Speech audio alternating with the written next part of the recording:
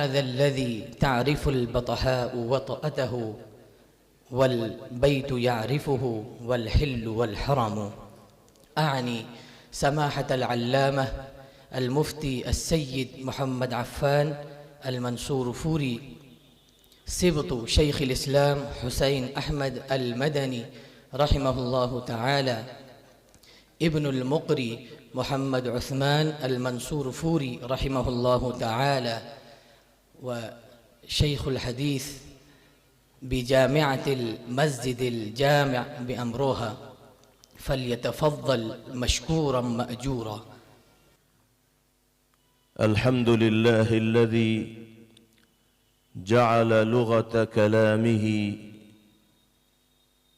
ولغة حبيبه صلى الله عليه وسلم سيد اللغات، وجعلنا محبين له ومولعين به. وأشهد أن لا إله إلا الله وحده لا شريك له، وأشهد أن سيدنا ومولانا محمدًا عبده ورسوله، صلى الله تبارك وتعالى عليه وعلى آله وصحبه، وبارك وسلم تسليماً كثيراً. وبعد، حضرة رئيس الاحتفال المؤقر،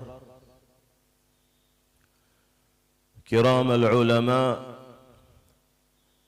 الضيوف المبجلين، إخواني الطلبة، أولاً وقبل كل شيء أحييكم بتحية الإسلام، تحية من عند الله مباركة طيبة. السلام عليكم ورحمة الله وبركاته. تكريم أولا إن شاء الله سماحة العلامة المفتي محمد عفان المنصور فوري بأيدي رئيس الجامعة وبأيدي محمد أحمد خان.